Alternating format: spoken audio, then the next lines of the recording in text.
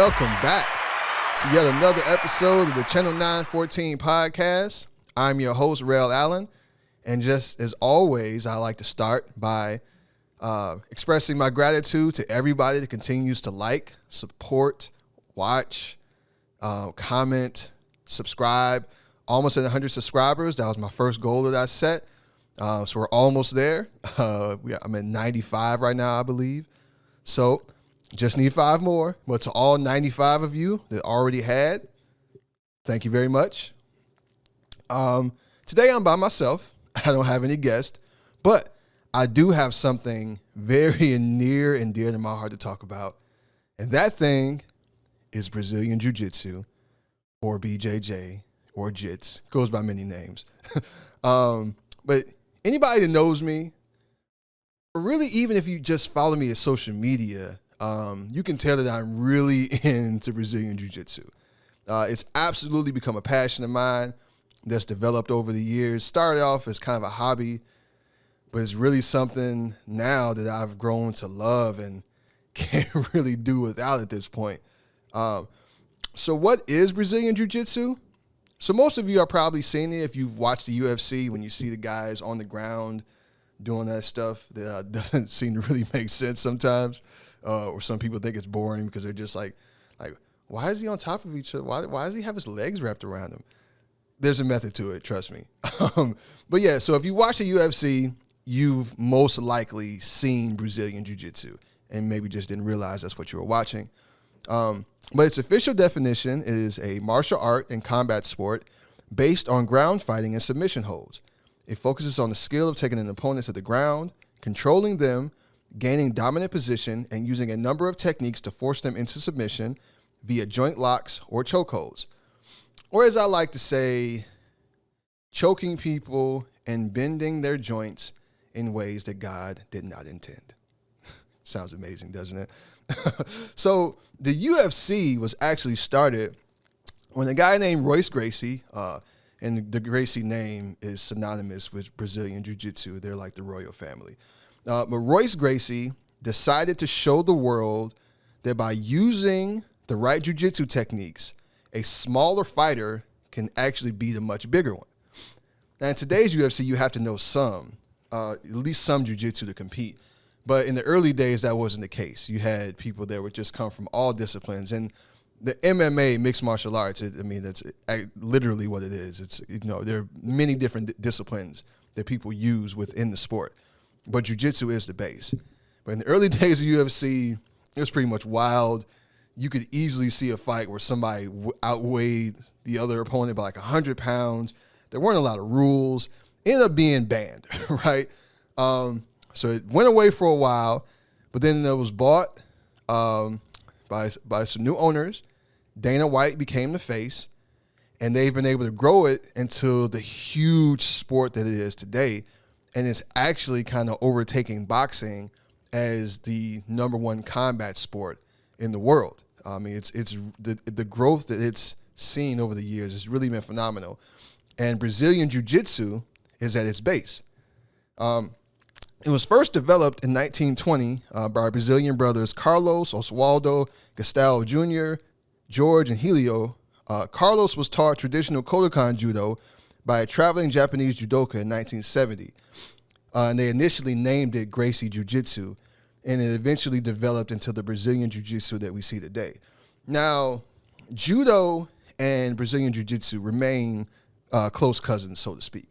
So Judo is all about throwing your opponent to the ground.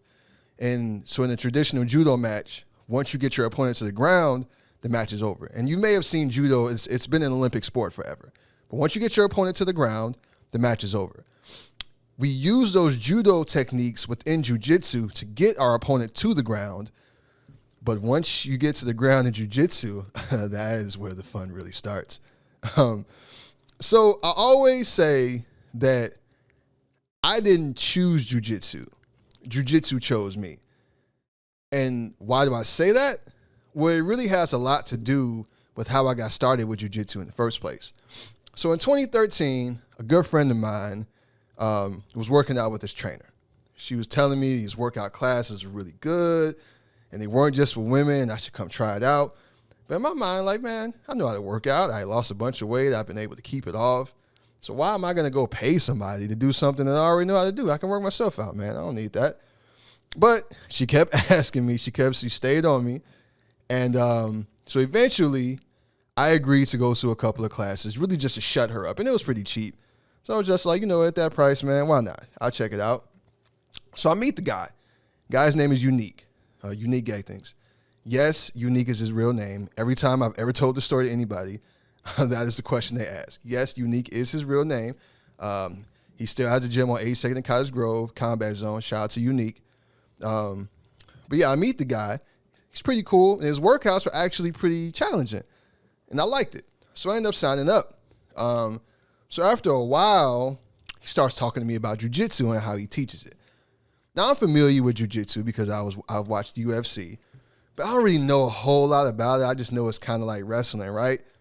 So he starts asking me if I want to learn. Now at this time, I'm 31 years old. And in my mind, I'm like, bro, I am not going to start learning a martial art in my 30s. Time for that is past. I'm good. But I would entertain the conversation just because he obviously just really liked talking about it. But I'm just saying, no, there's no way that I'm ever actually going to do this, right? So he keeps on me about it, right? Telling me that he thinks I would do well in it, but I'm not taking this seriously at all. But I listen to it, and, eventually, it starts seeping a little bit, and I'm thinking about it, like, well, maybe I could, but my mind is really like, nah, bro, I'm not doing that. So one day, I work out in the morning with Unique, and he tells me that he's actually going to have a jiu-jitsu class later on, and I should stop by, check it out, just to see if I like it. So I'm like, okay.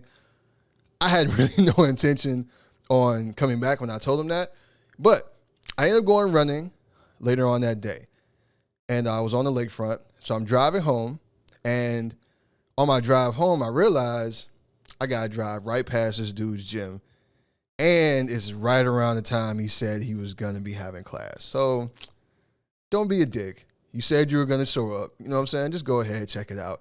You go in, look at the class. That way you can at least say you went and checked it out and just say it's not for you, and that'd be it. He'll leave me alone about it, right? Obviously, didn't work out that way. So I get to the gym, and I go in there, and he's still training some clients, right? So I ask him, like, yo, when's class going to start? He's like, class is about to start. So I'm looking around. I'm like, okay, are the women doing jiu-jitsu? So okay. So now he gets finished with them, and the women, they're finished, and they leave. So now it's just me and him. So now I'm really fucking confused. I don't know what's going on. And then he disappears into the back, comes back out with a gi on. So if you don't know what a gi is, it's a traditional like martial arts garb. The people in judo, jiu-jitsu, karate. It looks like a robe. You tie your belt around. It has pants. Like if you ever seen Karate Kid, what Daniel's son was wearing, that's a gi, right? So he comes back out with this gi on. And then he has another gi, and he throws it at me. And I'm like, is he challenging me? So, pardon my French, I ain't no bitch, right? So if you challenge me physically, I'm going to see you about it. Little did I know that he was just tricking me, man. Yo, I was bamboozled, hoodwinked, led astray. I ain't land on jiu-jitsu. Jiu-jitsu landed on me. You know what I'm saying?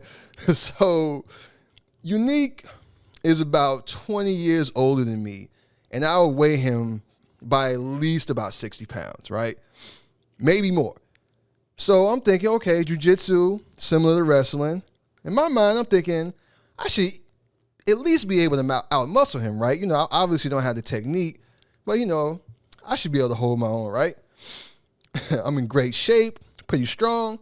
All right, man, let's do it. I'm going to put this gi on, man, and I'm going to see what's to it.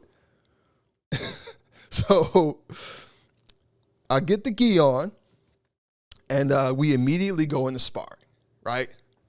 And I lock up with this dude, and as soon as I do that, I immediately realize that this is not about to go the way I thought it was about to go. I'm trying to get his hands off me, and I can't. Like, he got like grips of steel. And he then proceeds to basically just start tossing me all over the mat. And the only thing I can think about the whole time is, how is this old nigga this strong? Like, I don't understand. How is he doing this to me? You know what I'm saying? He had put me in all types of choke holds, arm locks, shoulder locks. I mean, just all types of stuff I had no concept of, and they all hurt. And he just whooped my ass for about an hour. And eventually I gave up. I realized that regardless of the fact that I am bigger, younger, and stronger than this man, he is manhandling me. And there's absolutely nothing I can do about it. So a normal person would have this experience and be like, I'm not doing that again. This dude just beat me up for an hour, and he wants me, like, I'm supposed to enjoy this. I'm supposed to come back. I am not what you would call normal. Where most people that actually know me can surely attest to. Yeah, I'm not your typical person. So when I got done, I'm like, yo, I got to learn how to do this. Like, please, teach me your ways. So after that, it was on. I was training jiu-jitsu 3 to 4 days a week in addition to my regular workouts. 3 months after that, I did my first tournament. And my first match, I actually won by rear naked choke. My second match, I then lost by submission via armbar. Yeah, jiu-jitsu will humble you really quick. You think you own, and you're not. So, yeah, keep your humility if you ever try it. So not long after that first tournament, Unique ended up running into some problems to the building that his gym was in, and he had to move. So for a couple of years, I didn't really have a regular place to train. We would train for a few weeks here, train for a few weeks there, but nothing else ever really consistent. So finally, around the end of 2015, Unique was able to get another gym. It was on 82nd and Cottage Grove, what I mentioned earlier, same place he's there now, thankfully. So he found another permanent home, and I was happy to finally have a consistent place to train again. But at the beginning of 2016, I suffered a severe back injury. I didn't know how bad it was when it first happened. It just kind of got progressively worse over time. And I didn't know it was even my back, because the pain was initially like in my right butt cheek, and then it started to spread down my leg. And me being the idiot that I am, I'm just trying to train through it, thinking, it's going to go away. I can just stretch, but you know what I'm saying, and I'll be fine, right? So I did that for a few months, like an idiot, as I said. And eventually the pain just got to be almost unbearable. I couldn't sleep. It was just hard to really do anything. But still didn't go to the doctor, because I'm not thinking it's my back. I'm thinking, man, I didn't just pull something in my leg. I just need to rest. So eventually, my girlfriend at the time made me an appointment, and she legit made me go to the doctor. And thankfully she did, because if she did not, who knows how long it would actually take me to go. So I go to the doctor, and I am officially diagnosed with a herniated disc in my back, and it was pinching my sag nerve, which is causing the pain to go down my leg.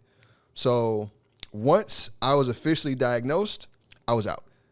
I did no jiu-jitsu at all for about 3 years. It took me 2 years to where I was completely pain-free. And I don't know if anybody has ever dealt with sciatica or a herniated disc or anything like that in your back, but it is not fun. It is not something that I would wish on my worst enemy. So by the time I was actually pain-free, then it took me about another year or so to build myself up mentally to even try it again, because I did not want to have to experience that pain ever again. And then I had to work through the shame of still being a white belt after all these years, because now, about 4 years have passed and I'm still a white belt. So I finally worked up enough nerve to try again, went back to Unique's gym, But this time, man, it just didn't really feel the same. Classes were starting later in the evening. I had a different job that was way more demanding. I used to get off of work and I'd be just physically and mentally exhausted. And I just didn't feel like I had the space for jiu-jitsu anymore. I felt like my journey was over at that point, or so I thought. So here is where everything shifted. Years earlier at Unique's gym, I met a guy by the name of Jim Williams. Call him Jimmy. We may not exchange 2 words the day we met, right? Somehow we ended up being connected on social media. And I would see him in passing as the years went on in various places. Eventually, Jimmy would open his own gym, and he started messaging me, telling me I should come train with him. Now, I wasn't really interested at first, but he stayed on me. You notice there's a theme here. And he just, telling me, man, I should just come check it out. So I was still insecure about being a white belt because now we're in the 2018. So we're legit 5 years from my first class, and I'm still a white belt. So I had some insecurity about that. But one day, Jimmy made a post about how he was a white belt for a long time, and he eventually got serious about it, and he was able to advance. And after reading that, I was inspired, and I was just like, you know what? Let me go check this dude's gym out. So I started popping in for a few classes, man, just dipping my toes in the water, but not really committing. Now, Jimmy is a really cool dude, laid back, chill. Me and him are a lot alike in that regard. Another way in which we are alike is that Jimmy don't fuck around, especially when it comes to jiu-jitsu. So one day, after I decided to pop into class, he told me I need to start coming to class regularly if I ever want to actually improve or if I plan on staying a white belt. And that stung a little bit, but it was exactly what I needed. He challenged me, and that fire just started to reignite. I had to finish what I started. I was all in again, and finally, in early 2019, almost 6 years after that first class, I was officially a student again. Unfortunately, my body was older and was not as all in as my mind was. I stayed injured when I first came back. I broke my foot, I sprained my ankle, I pulled my groin. I had all types of other little nagging injuries, man, and it just seemed like everything was conspiring against me. But I didn't quit. I would take the time off, I would heal, and I would come back. And that would end up paying off. So now we get to the point where jiu-jitsu saved my life. In September of 2019, my brother died suddenly, and my entire world changed. Nothing was the same, man. I had never known a world without my big brother in it to guide me. I was completely lost. Everything changed at that moment, man. Like me and my brother were really close, and not having him here with me, man, it broke me. I didn't know what to do. Everything was different. So many things changed at that time, but one of the things that remained constant was jiu-jitsu. So the gym, the mat, that became my sanctuary, my place of peace. Somewhere I could go for a few hours, forget about all the pain I was in, even if just for a little bit. There were a number of days, man, where I would get in my car and I would head to the gym and I would legit cry the whole way there.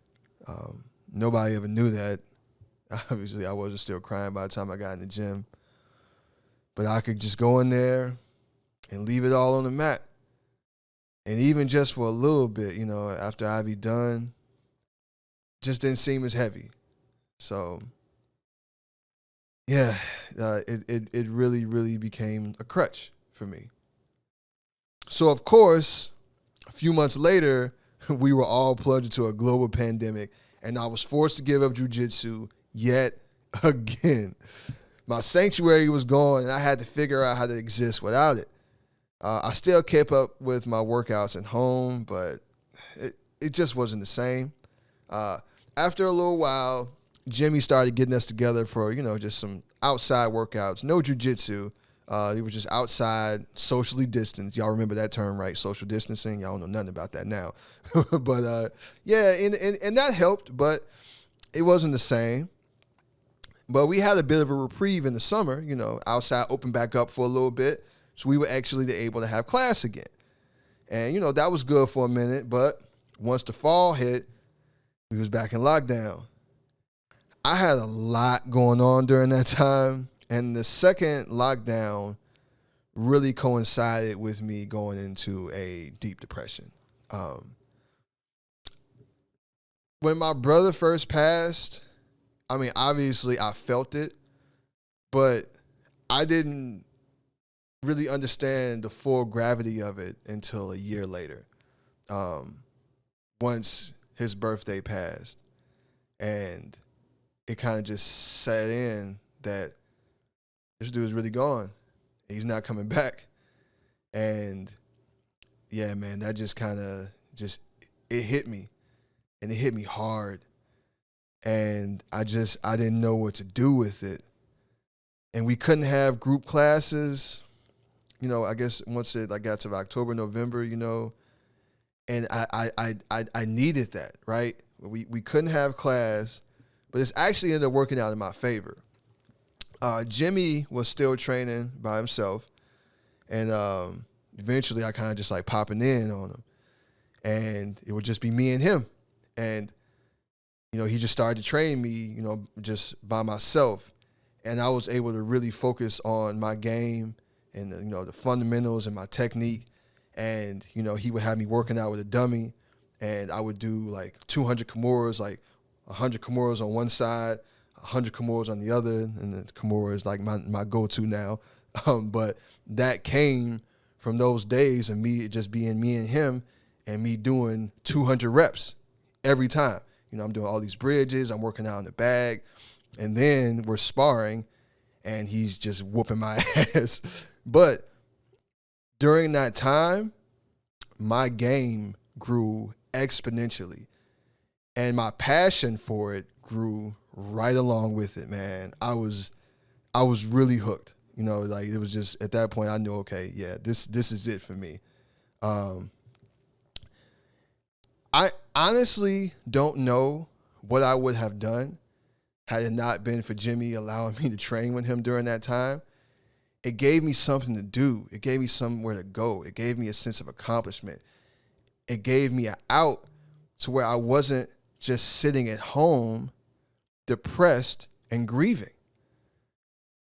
I really don't know what I would have done, and I am eternally grateful to Jimmy for allowing me to train. I don't think he really understands how much that did for me. But it really, truly did save me. So finally, February 13th, 2021, after almost 7 years of being a white belt, I got promoted to blue. And when I tell you this is one of the proudest moments of my life, I am not exaggerating whatsoever, man. I was ecstatic. Nothing is given in jiu-jitsu. Everything is earned. And I definitely earned what I got. I worked consistently through injury, grief, depression, heartbreak, a fucking global pandemic. I earned my place. Only 10% of Brazilian jiu-jitsu white belts ever make it to blue. I'm happy to be in that number, but I am in no way satisfied. Getting the blue only really made me want more. I continued to train, hoping to get my purple belt soon. Hint, hint, Jimmy. But I'm not stopping there either. I've set a goal to become a black belt, and I will achieve that goal. But even then, the journey doesn't stop. I'm going to continue to train. Hopefully, I'll be blessed enough to teach and have students of my own. I'm a lifer now. There's no way I can lead jiu-jitsu alone. And history has proven that jiu-jitsu is not about to leave me alone either. I had to take the long way, but sometimes life is like that. Most things that are worth having, they don't come easy. If you really want something, You're going to have to work hard for it. And I know that sounds really cliche, but it's the truth. I'm hoping this story can inspire someone along their jiu-jitsu journey, or even if they've just started. I hope that this can inspire you the way Jimmy's story once inspired me. And this doesn't have to just inspire you to do jiu-jitsu. I mean, this is for life in general. It's never too late to come back. You don't have to give up on that one thing that you've always wanted to do just because it didn't work out the first time, or the second time, or the third time, or the fourth time. That doesn't mean it's not going to work the fifth. So you might as well give it a try. If something you want, then you got to fight for it. But you can't expect handouts and shortcuts. You have to be willing to humble yourself, listen, learn, and work hard. In jiu-jitsu and in life, that's truly the only way you level up. Now, before I wrap this up, I just want to say something to all the people that always ask me about jiu-jitsu and what it's like and where do I do it and can I come train. And I always tell y'all the same thing every time. Classes are on Mondays and Wednesdays, 6 to 8 p.m., and on Saturdays from 11 to 1 at Power Fitness on 109th in Michigan, right on the corner. And none of y'all have ever showed up. I mean, legit, I can't even count the amount of people that have asked me about it, and nobody ever comes. This is not Fight Club. We're not in there trying to kill each other. It's really about discipline, maintaining a level of physical fitness. And, you know, we build camaraderie, man. Like, you know, there are people in there, like, you know, Jimmy is not just my coach, not just my teacher, man. He's my friend. Shout out to Eric. You know, he's there all the time. And we, like, you know, we've kind of, like, been the ones that remain the most consistent through the years since I've started. And, man, those are my friends, man. Those are my brothers in jiu-jitsu. And it's the camaraderie and the bond that we've built that, you know, is going to last. And that's something that I would not have had would it not be for jiu-jitsu. So you don't have to be afraid like we're going to come in there and beat you up. But you can't come in there under the tough guy act either just because you think you can fight a little bit, because you're going to come in there and get humbled, you know? Not in a bad way. We never in there intentionally trying to hurt nobody or do anything. But, you know, I've seen it happen. And a lot of times people come in and thinking things are going to go one way, and it doesn't go that way, and they never come back. But it doesn't have to be that way. And it's not just for men. We've had a lot of women in our classes. We don't have any now, but they're always welcome. And it's actually because the principles, like I said earlier, it's based around a smaller, weaker opponent being able to dominate a larger, stronger opponent, right? So this is something that's definitely good for women to learn. Trying to get my kid into it. She tiptoes around it. I'm gonna get her there one day. She gonna try it. I think she can be really good too. But yeah, man, and it's just a really good discipline to learn. Like I said, we're not trying to kill each other. You're not gonna hurt yourself. You know, just come in there and have a good time and learn something while you're at it. So to all those people that are asking me, this is another message to you. Come on ahead, try it out. All right. So we're gonna wrap this up. And normally I say peace, but because this is about jiu-jitsu, y'all take it easy.